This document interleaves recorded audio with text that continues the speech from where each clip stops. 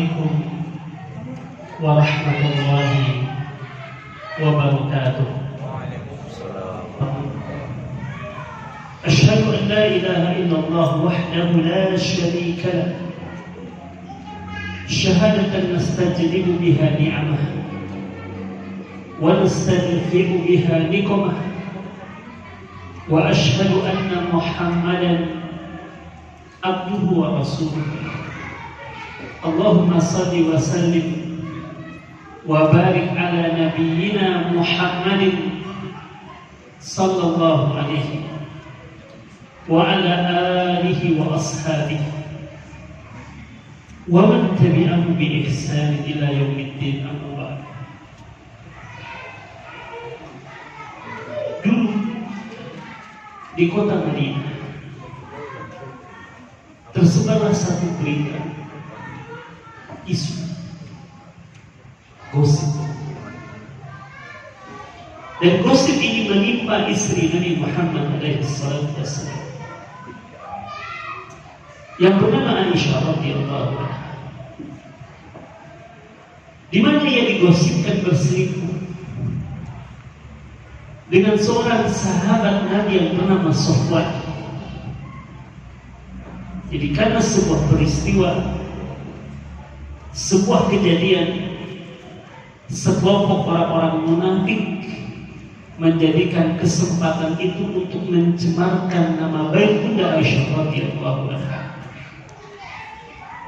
Adalah Abu Bakar As-Siddiq yang merupakan ayah dari Bunda Aisyah radhiyallahu anha, sahabat terbaik Nabi, sekaligus mertua Rasulullah alaihi salatu wassalam, ia memiliki banyak keistimewaan. Satu di antaranya, ia termasuk di antara 10 orang sahabat yang dijamin oleh Rasulullah sallallahu alaihi wasallam untuk masuk ke dalam surga Allah. Sebuah jaminan yang langsung datang dari Rasul berdasarkan kabar dari Allah Subhanahu wa Ta'ala. Selain daripada itu, Abu Bakar As-Siddiq dikenal sebagai orang yang sangat dermawan. Ringan tangannya pada saat ia mengeluarkan hartanya di jalan Allah Azza wa Jalla. Pernah dalam satu peristiwa, Abu Bakar menginfakkan semua hartanya tanpa meninggalkan sepeser pun untuk keluarganya, kecuali hanya Allah dan Rasul. Dan itu terjadi pada saat Rasul sedang mempersiapkan sebuah pasukan perang, yaitu perang Tabuk. Perang di mana kondisi sedang paceklik, kondisi sedang susah.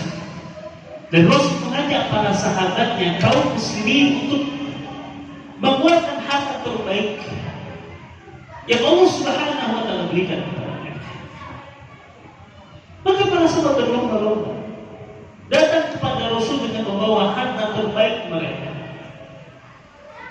Salah satunya Umar datang dengan harta yang begitu sangat banyak. Dengan penuh percaya diri dia akan mengalahkan Abu Bakar dalam berinfak. Dan begitulah para sahabat.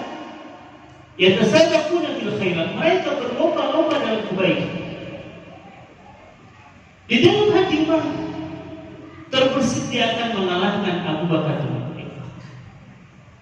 Sampai di hadapan Nabi, Rasul bertanya kepada Umar, "Ya Umar, apa yang kau sisakan untuk Bapak?" Kata Umar, "Nisbah, setengahnya wahai Nabi, separuhnya wahai Rasul." Artinya Umar pada saat itu menginfakkan separuh dari hartanya dengan nominal yang sangat banyak. Tidak lama berselang kemudian datang Abu Bakar As-Siddiq dengan harta terbaiknya, yang secara nominal di bawah Umar. Namun tatkala Abu Bakar datang kepada Rasulullah alaihi salatu wasallam, Rasul bertanya kepadanya, "Ya Abu Bakr, ma abaqaita li ahlik?" Apa yang kau tinggalkan untuk keluargamu? Kata Abu Bakar, "Allah wa Rasul." Yang kutinggalkan untuk mereka adalah Allah dan Rasul. Artinya semua hartanya diinfakkan di jalan Allah. Kata Umar pada saat itu, mulai hari ini saya tidak akan pernah mengalahkan Abu Bakar dalam berinfak. Begitulah kedermawanan Abu Bakar As-Siddiq. Di lain kesempatan pada saat Rasul hijrah ke kota Madinah bersama sahabatnya, yaitu Abu Bakar As-Siddiq, belum lama Rasul dan Abu Bakar meninggalkan kota Mekah, datang siapa? Abdullah bin Abi Quhafah. Siapa Abdullah bin Abi Quhafah ini? Ayah daripada Abu Bakar As-Siddiq. Datang ke rumah menarik tulang cucunya. Kala itu Abdullah bin Abi Quhafah disambut oleh putri Abu Bakar yang bernama Asma binti. Kedatangan Abdullah bin Abi Quhafah ini memastikan kondisi menantu dan cucunya dalam keadaan baik, karena dia tahu bagaimana karakter anaknya bernama Abu Bakar. Lalu kemudian Abdullah bin Abi Quhafah bertanya kepada Asma binti Abi Bakar, wahai anak, apakah ayah kalian meninggalkan harta untuk kalian? Asma binti Abi Bakar adalah seorang putri yang cerdas. Menjawab pertanyaan kakeknya dengan mengatakan, "Nabi abadi, laqad tarakana khairan katsira." Ya wahai kakekku, ayah telah meninggalkan untuk kami kebaikan yang sangat banyak. Lihat, Asma tidak mengatakan harta, tapi kebaikan yang sangat banyak. Lalu untuk menenangkan hati kakeknya, terbesit di hati dan di pikiran Asma binti Abu Bakar untuk mengumpulkan kerikil, lalu dimasukkan ke dalam sebuah kendi. Lalu kendi ini ditutup dengan sebuah kain. Lalu kemudian Asma menggenggam tangan kakeknya dan meraba ke dalam kendi yang sudah ditutup kain. Seakan-akan di dalam kendi ini sudah banyak uang yang diberikan. Lalu pada saat Abu bin Abi Quhafah yang saat itu sudah tua renta, lagi buta, tatkala dia meraba isi kendi ini, kalau ini yang ditinggalkan oleh ayah kalian maka cukup bagi kalian. Berlalulah Abu bin Abi Quhafah dan kata Asma, demi Allah ayah kami tidak meninggalkan apa-apa untuk kami. Begitulah Abu Bakar. Salah satu bentuk kedermawanan Abu Bakar As-Siddiq, dia seringkali memberikan subsidi, bantuan kepada para sahabat Rasulullah Sallallahu Alaihi Wasallam yang kehidupan mereka di bawah garis kemiskinan. Termasuk di antaranya seorang sahabat Nabi yang bernama Mistah bin Athadah. Nah, kaitannya dengan cerita hadithul ifki, isu, gosip, berita miring tentang Bunda Aisyah radhiyallahu anha ini. Ternyata Mistah bin Athadah, orang yang kerap kali dibantu oleh Abu Bakar ini, termasuk di antara orang yang menceritakan prihatin di tengah-tengah penduduk kota ini. Sehingga berita tentang Mistah menceritakan Aisyah ini sampai ke telinga Abu Bakar. Sebagai seorang ayah dan manusia biasa, wajar jika Abu Bakar marah kepada Mistah yang telah mencemarkan nama baik anaknya. Dan Mistah adalah orang yang selalu dibantu oleh Abu Bakar secara finansial. Wajar jika dia marah. Mungkin kalau kita dalam posisi Abu Bakar, ada orang yang selalu kita bantu kehidupannya, ekonominya, kita dapati dia menceritakan aib keluarga kita yang sebenarnya pada saat itu belum jelas pangkal hidupnya. Karenanya Abu Bakar marah. Dan bentuk kemarahan Abu Bakar menahan subsidi. Bantuan ini tidak lagi dicairkan, ditahan oleh Abu Bakar karena dia sedang marah kepada Mistah. Nah, dalam hal ini Allah Subhanahu wa Ta'ala tidak membiarkan berita ini beredar di tengah-tengah penduduk kota Madinah. Hingga kemudian Allah Subhanahu wa Ta'ala turunkan beberapa ayat di dalam surat An-Nur yang menceritakan bahwasanya Bunda Aisyah radhiyallahu anha terlepas dari fitnah itu. Berita itu hanyalah hadis sulit, berita bohong, tidak benar adanya. Dan inilah salah satu keistimewaan dari Bunda Aisyah radhiyallahu anha, istri Nabi Muhammad alaihi salatu wasallam ini. Ia langsung mendapatkan pembelaan dari Allah Subhanahu wa taala. Turun ayat yang membela. Karenanya dia punya keistimewaan yang tinggi. Yang membela Aisyah langsung Allah Subhanahu wa taala. Ketika nama Bunda Aisyah telah bersih dari fitnah ini, Abu Bakar masih belum bisa melapangkan hatinya memaafkan kesalahan Mistah. Ia masih dalam kekesalan dan kemarahan. Subsidi belum bisa dicairkan.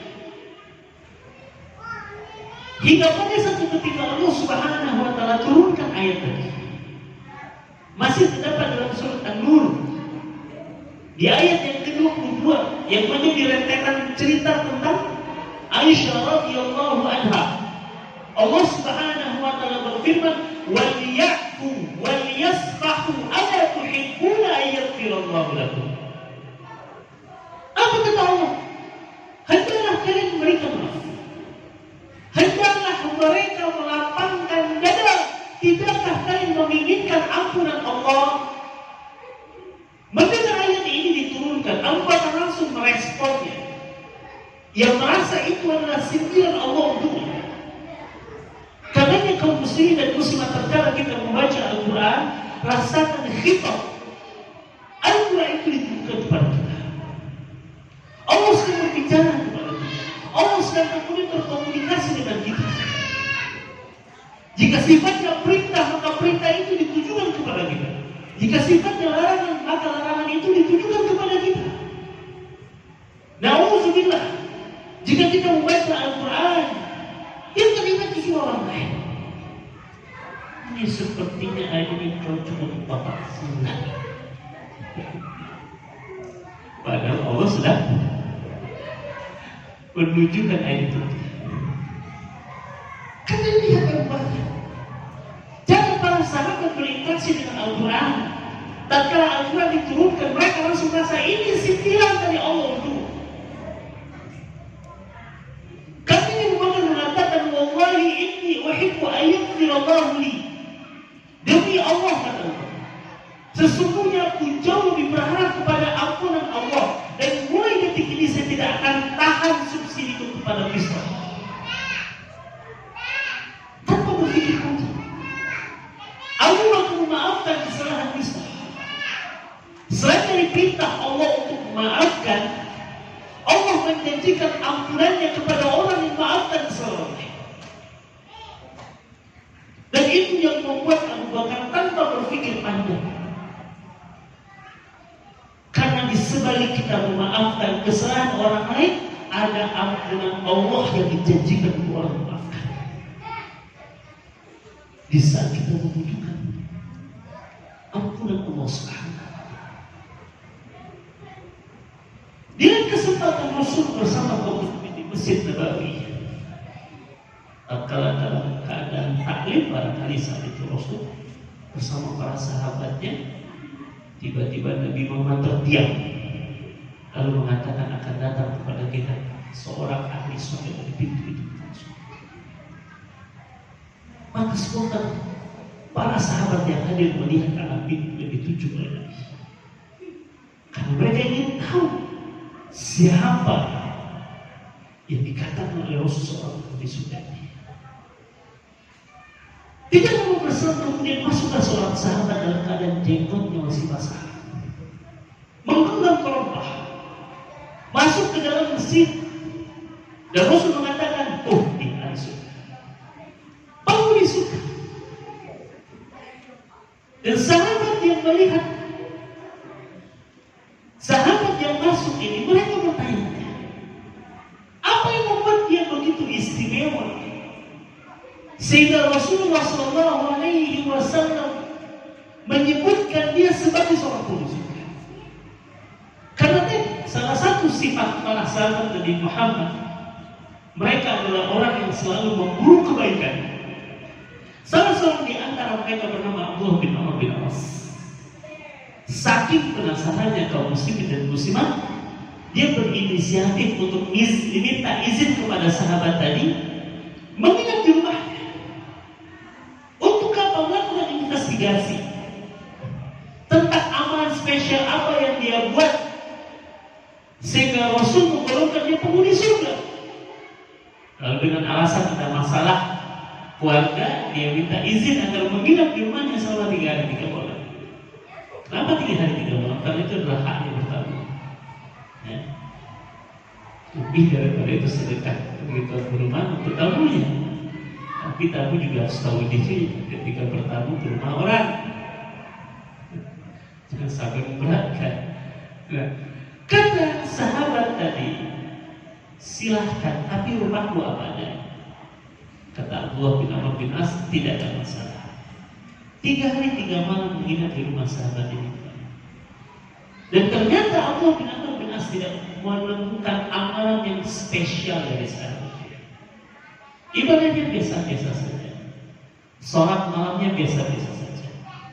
Hanya saja yang menjadi ciri dari sahabat ini, tidak dia berbolak-balik dalam tidurnya kecuali selalu menyebut nama Allah, dan tidaklah dia berkata kecuali baik dan benar. Tapi itu tidak memuaskan hati Abdullah bin Amr bin As, sehingga tak kala dia akan minta izin pulang, keluar dari rumah sahabat ini, akhirnya dia beranikan diri untuk bertanya, wahai sahabatku Abdullah bin Salam, namanya Abdullah bin Salam, sesungguhnya kedatanganku ke rumahmu ini karena aku pernah mendengar Rasulullah SAW berbicara tentang engkau, menyatakan sesuatu tentang engkau. Tapi setelah saya perhatikan, saya amati, ibadahmu biasa-biasa saja. Kata Abdullah bin Salam dengan penuh ketawaduan, wahai sahabatku Abdullah bin Umar, 3 hari 3 malam kau sudah bersama. Engkau melihat apa yang kulakukan. Jika dibandingkan antara amalanku dengan amalanmu jauh lebih hebat. Amalanmu biasa-biasa saja. Hanya saja, kata aku punya satu kebiasaan kecil. Ya, kebiasaan kecil yang saya yakin tidak semua orang bisa melakukan. Dan karena ini kunci kenapa Rasul mengatakan dia penghuni surga. Aku punya sebuah amalan kecil, di mana sebelum tidur, sebelum mata ini terlelap, aku memaafkan semua kesalahan orang-orang yang menyakitiku hari ini. Saya mau tidur dengan tenang, tidur dengan penuh kebahagiaan, tanpa ada rasa dendam, tanpa ada rasa kekesalan, tanpa ada rasa hasad di dalam hatiku terhadap nikmat yang Allah berikan kepada siapa. Subhanallah. Dan ternyata ini yang menjadikan kunci kenapa Rasul menggolongkan itu. Hatinya bersih dari amarah, dendam, hasad terhadap karunia yang Allah berikan kepada hamba.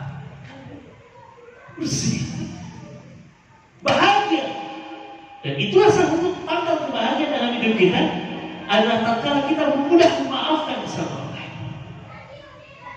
Jalan kebahagiaan dalam kehidupan kita memiliki hati yang baik untuk memaafkan kesalahan saudara kita.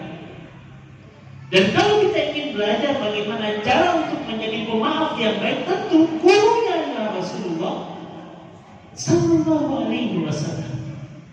Teladan dalam hidup kita, lihat bagaimana Rasulullah memiliki sifat pemaaf yang sangat luar biasa.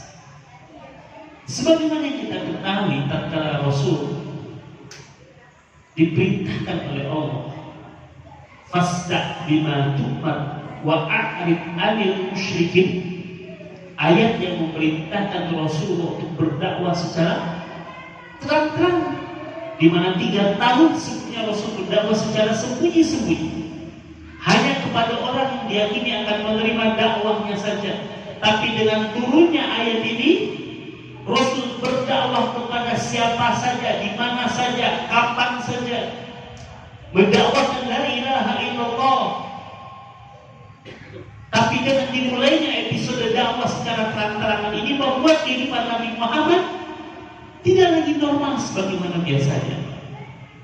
Karena sejak saat itu Rasul mulai dibenci, tidak disukai, dimusuhi, dicaci, dimaki, diludahi, dilempari dengan kotoran. Bahkan pernah pada saat Rasul sedang rukuk, diletakkan di atas punggungnya isi perut unta. Hampir sejak kepala Nabi Muhammad diinjak pada saat Rasul sedang sujud dekat Ka'bah. Dan dikatakan sebagai tukang sihir, orang gila, penyair, dan yang lain sebagainya. Disematkan kepada Rasul alaihi salatu wassalam. Nabi Muhammad diboikot, diasingkan selama 3 tahun di sebuah lembah namanya Syir. 3 tahun diasingkan. Dan orang-orang Quraisy sepakat tidak ada yang berjual beli dengan mereka, tidak ada yang boleh berinteraksi dengan mereka, tidak ada yang boleh menikah dengan mereka, dengan Rasul dan kaum muslimin, dan tidak ada yang boleh mengikat perjanjian damai dengan mereka selama-lamanya. Bisa kita bayangkan bagaimana kondisi Rasul dan kaum muslimin yang ada di lembah itu. Saking tidak ada makanannya pada saat itu, Rasul harus rela memakan dedaunan dan akar-akaran yang ada di lembah itu. Karena tidak bisa dimakan. Lepas dari penghasilan 3 tahun lamanya, Rasul apakah berhenti sampai di situ? Tidak. Rasul direncanakan untuk dibunuh. Dan tepat pada malam hijrah Rasul eksekusi mati. Selama dari pemukulan, Nabi Muhammad berlari bersembunyi di Ba'ur selama 3 hari 3 malam, dibuat sayembara. Siapa yang berhasil menangkap Muhammad dan sahabatnya, hidup atau mati, maka baginya 100 ekor unta. Ini bukan sebagai bahan untuk sayembara. Dikejar-kejar, diubar-ubar, sampai di kota Madinah belum cukup lagi perbuatan. Nabi Muhammad diperangi, dimusuhi. Bahkan orang-orang Quraisy bersekongkol dengan orang-orang Yahudi untuk membunuh Rasulullah. Namun lagi-lagi Allah menepati janjinya, inna lanansuru rusulana walladzina amanu ma'ah. Sesungguhnya kami benar-benar akan menolong Rasul kami dan orang-orang yang beriman bersamanya. Dan pada tahun ke-8 Hijriah, tepat 8 tahun setelah Rasul hijrah ke kota Madinah, terjadi sebuah peristiwa besar. Peristiwa itu Fathu Makkah, pembebasan kota Makkah. Hari di mana Rasul masuk kota Makkah, tidak ada pertumpahan darah. Karena orang-orang Quraisy tidak lagi berkutik di hadapan kaum muslimin, di hadapan kekuatan Nabi dan kaum muslimin. Tidak ada pertumpahan darah, tidak ada perlawanan. Rasul masuk dalam keadaan aman, menjadi penguasa tunggal hari itu di kota Mekah. Dan Rasul bisa melakukan apa saja yang dia mau. Karena pada saat Rasul kumpulkan orang-orang Quraisy di mana di Masjidil Haram untuk mendengarkan keputusan Nabi Muhammad atas mereka. Mereka sedang sangat cemas, karena dalam bayangan mereka Nabi Muhammad alaihi salatu wasallam akan basah. Karena kalau mereka posisikan diri mereka pada Nabi Muhammad, mereka basah. Itu berkaya dengan mereka. Habislah kita, celakalah kita. Hari ini akan menjadi hari pembantaian. Yaumul Malhamah. Ini akan menjadi hari pembantaian. Tamat lihat kita Muhammad basah. Di saat mereka sedang cemas menunggu keputusan Nabi atas mereka, Rasul mengatakan di hadapan orang-orang Quraisy, ya ma'syar Quraisy, wahai segenap orang-orang Quraisy, al-yawmu yawmul marhamah. Hari ini adalah hari kasih sayang. Izhabu, pergilah kalian semua, fa'antum tulaqa. Kalian adalah orang yang saya bebaskan. Berbeda dengan apa yang mereka bayangkan. Mereka bayangkan hari itu akan menjadi yaumul malhamah, hari pembantaian, tapi justru Rasul mengatakan di hadapan mereka yaumul marhamah. Lam dengan roh saja, Kalau mereka malhamah, Rasul mengatakan yaumul marhamah. Hanya berbeda alam dengan Allah, tapi perbedaannya bisa lagi dan bumi. Satu hari pembantaian, satu hari kasih sayang. Kata Nabi, ini hari yang kasih sayang. Udah pergikan semua. Saya maafkan. Saya bebaskan. Melihat sikap Nabi Muhammad maafkan sampai apa yang terjadi? Allah Subhanahu wa taala berikan dalam surat An-Nasr. Apa kata Allah Azza wa Jalla? Wa ra'aita an-nasa yadkhuluna fi dinillahi afwaja. Dan engkau lihat Muhammad, engkau saksikan Muhammad, manusia berbondong-bondong masuk ke dalam agama Allah di hari. Disebabkan oleh apa? Apakah Nabi mau mengancam mereka? Apakah Rasul menekan mereka? Apakah Rasul memaksa mereka sehingga mereka tidak punya pilihan kecuali untuk masuk ke dalam agama Islam? Tidak ada paksaan, tidak ada tekanan, tidak ada ancaman. Tapi yang membuat mereka berbondong-bondong masuk ke dalam agama Allah satu saja pada taufik hidayah Allah Subhanahu wa taala adalah simpati mereka kepada Nabi Muhammad SAW yang memaafkan kesalahan mereka. Karena sesungguhnya kemenangan itu adalah milik orang yang memaafkan. Sekali lagi, kemenangan itu milik orang yang memaafkan. Apalagi bisa dia berpuasa, bisa melakukan apa saja, tapi dia tahan diri untuk memaafkan, itulah kemenangan sesungguhnya. Allah dalam sebuah ayat berfirman, wa in tubdu khairan aw tukhfuhu aw ta'fu an su'in fa inna Allaha kana 'afuwan qadira. Dalam ayat ini Allah Subhanahu wa taala menyebutkan di akhir ayat ada dua sifat. Satu afu, yang kedua qadir. Sehingga dua sifat ini seakan-akan berlawanan. Satu sifat pemaaf, yang kedua sifat berkuasa. Tapi Allah ingin memberikan isyarat bahwa Allah yang maha berkuasa melakukan apa saja terhadap hamba yang berdosa, tapi Allah lebih mengedepankan sifat pemaaf dibandingkan kekuasaan. Jika Allah Subhanahu wa taala saja memaafkan, maka apa alasan kita untuk tidak saling memaafkan? Ramadan tidak lama lagi, insyaallah. Tinggal setengah bulan lagi. Dan malam hari tanggal 14 Sya'ban tidak sampai. Yang paling kita harapkan dari Allah adalah rahmat. Salah satu bentuk rahmat Allah adalah ampunannya. Walaula fadlu minallahi wa rahmatihi ma zaka minkum.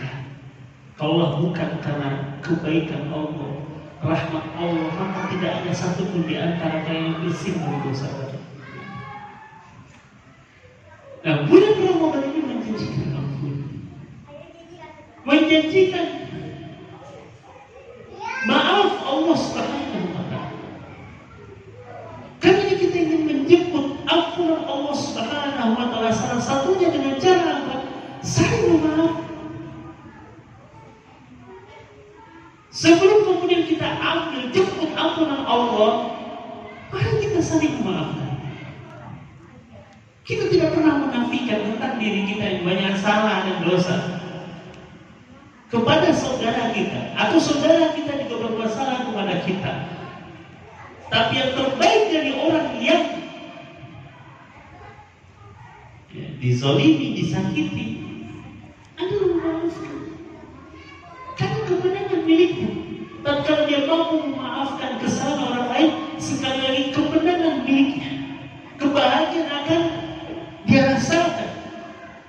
Dan kalau ia memaafkan kesalahan orang lain, ampunan Allah dijanjikan bagi orang yang memaafkan. Selesaikan urusan kita dengan kita, sehingga agar kita mudah menyelesaikan urusan kita dengan Allah Subhanahu wa taala.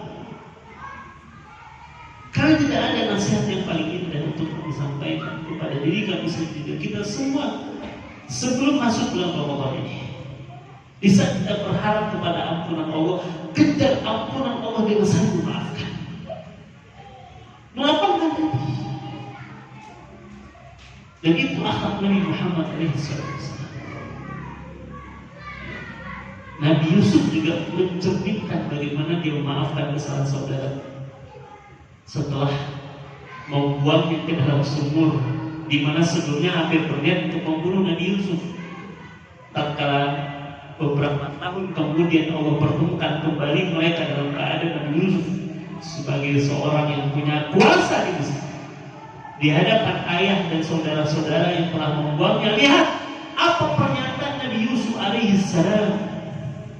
Dia katakan, "In akhrajani minas sijni." Dia puji Allah kalau Allah mengeluarkanmu dari mana? Dari penjara.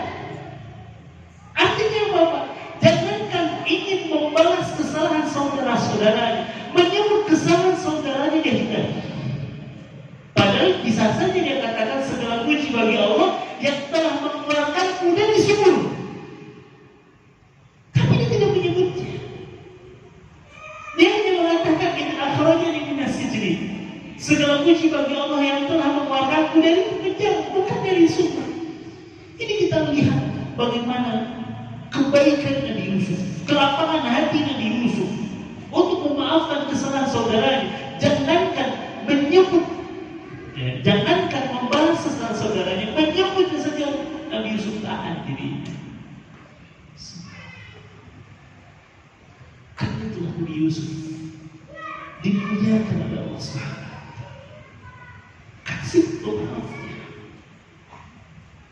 Hal alasan apa yang membuat kita tidak mau saling memaafkan?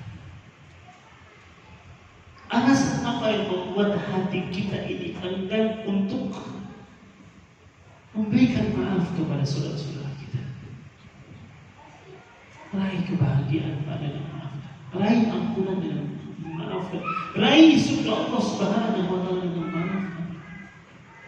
Sebuah amalan sederhana, tapi kalau kita lakukan ampunan Allah, rahmat Allah akan mengalir kepada kita. Karena kita berusaha untuk melalui sifat Allah Al-Afu, Ghaffar, Ghafur. Allah saja mengampuni.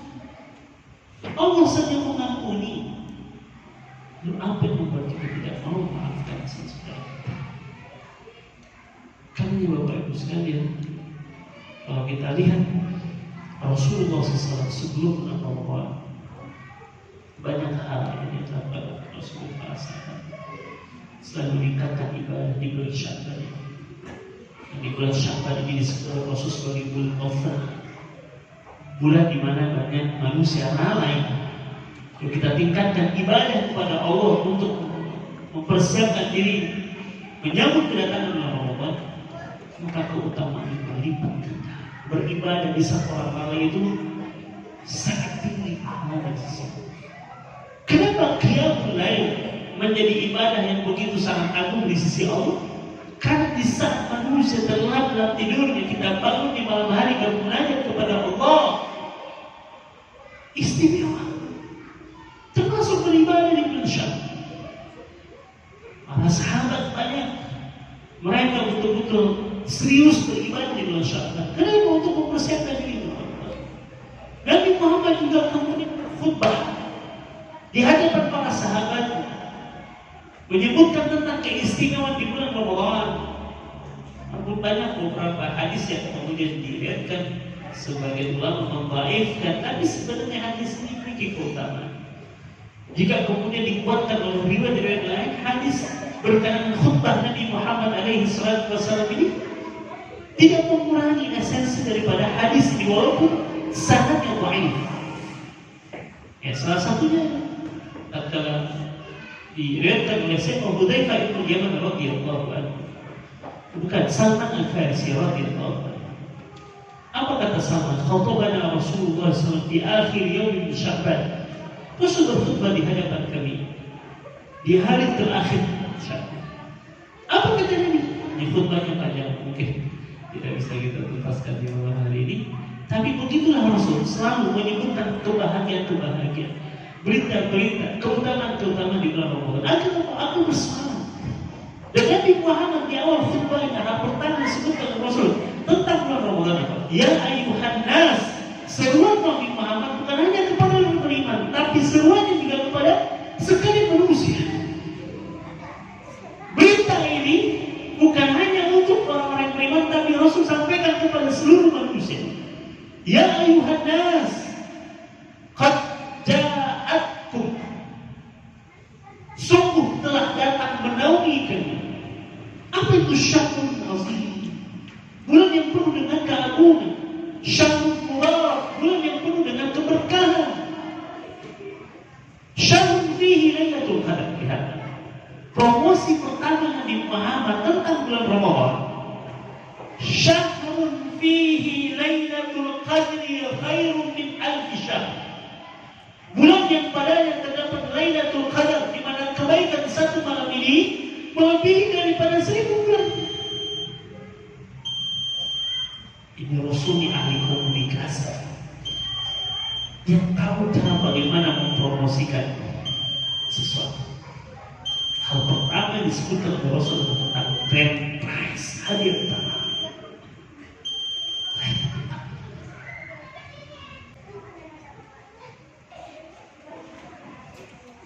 Di awal khutbah tadi Rasul menyebutkan tentang hadiah utama.